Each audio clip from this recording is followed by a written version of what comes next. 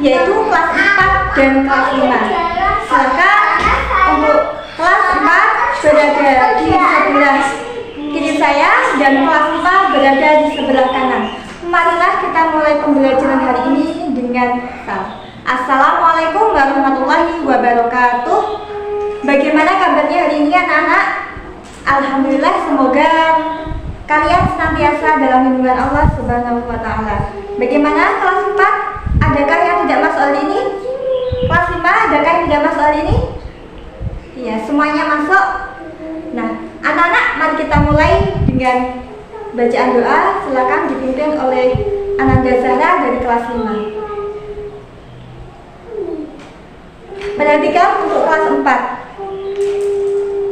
Anak-anak, masih ingatkah kalian tentang teks non-fiksi? Siapa yang bisa menyebutkan apa itu teks non-fiksi? Iya, betul sekali.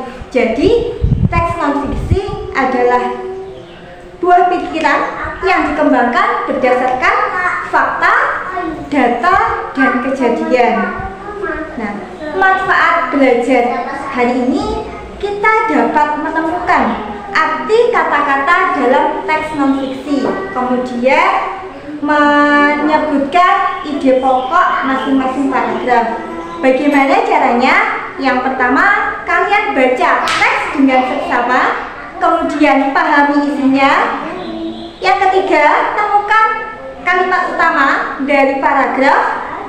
Dan yang keempat, temukan ide pokok di awal paragraf atau di akhir paragraf yang terdapat dalam kalimat utama. Nah, silakan anak-anak, sebelum kalian membaca, saya bagi kelas 4 menjadi 5 kelompok. Masing-masing kelompok ada 4 siswa. Anak-anak, silakan bersama kelompok kalian baca dengan intensif bacaan teks non-fiksi pada halaman 5 tentang tradisi tabot atau tabuik di Indonesia. Kemudian kalian tulis kata-kata dan artinya. Setelah itu kalian tentukan ide pokok masing-masing paragraf. Silakan kalian laksanakan tugas yang saya berikan. Bu Guru akan ke kelas 5. Perhatikan untuk anak kelas 5. Siapakah yang bisa menyebutkan apa saja kekayaan alam yang ada di Indonesia? Iya, betul sekali. Ada cengkeh ya. Siapa lagi yang bisa? Pala ya. Nah, anak-anak, kekayaan alam yang ada di Indonesia itu banyak sekali. Ada minyak bumi, ada cengkeh, ada pala, ada vanila, ada kayu manis, jahe, dan rempah-rempah yang lainnya. Nah, manfaat kita belajar hari ini adalah dapat menggunakan dengan sebaik-baiknya kekayaan alam yang kita miliki. Untuk kelas 5, silakan kalian perhatikan penjelasan Bu Guru. Dengan kekayaan alam yang kita miliki ini, bangsa asing banyak yang datang ke Indonesia. Mereka datang dengan berbagai alasan atau latar belakang. Salah satunya adalah bangsa Eropa datang ke Indonesia dengan dilatar belakangi oleh beberapa hal. Satu, menyebarkan misi glory, God, dan gospel. Yang kedua, kekayaan alam Indonesia khususnya berupa rempah-rempah sangat banyak dan bisa ditanam dengan subur di Indonesia. Yang ketiga, wilayah Indonesia yang memiliki letak yang strategis di mana berada pada jalur pelayaran dan perdagangan yang sangat strategis. Yang keempat, kurangnya rasa persatuan dan kesatuan yang dimiliki oleh bangsa Indonesia sehingga bangsa Indonesia mudah sekali diadu domba. Itulah yang melatar belakangi kenapa bangsa asing, terutama bangsa Eropa, datang ke Indonesia.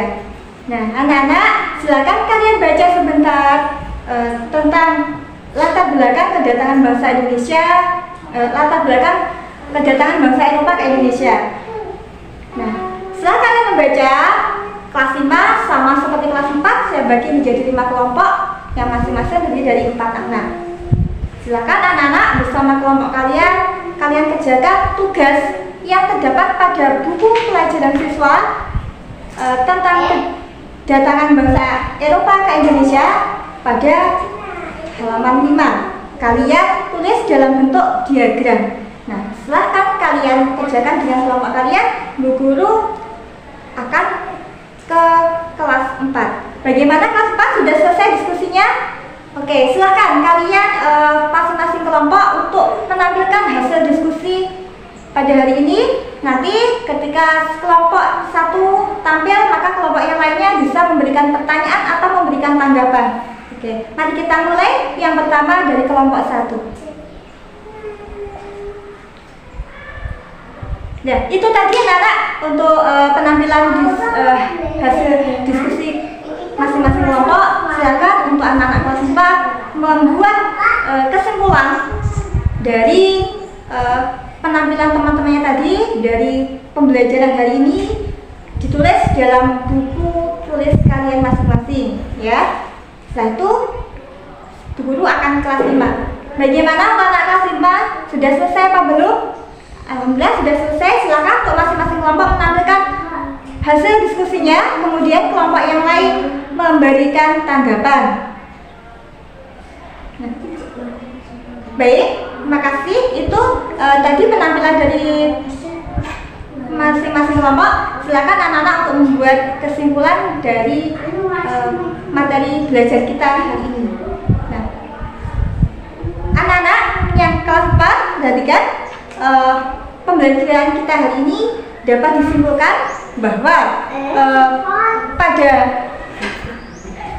bacaan teks yang kalian sebutkan tadi, ya, yang kalian baca tadi, itu ada beberapa ide pokok, ya. Yang pertama dari paragraf 1 tentang pengertian tablik, yang paragraf kedua tentang sebutan tablik dari bahasa Minang, dan yang ketiga tentang pelaksanaan tradisi tablik yang ada di Minang.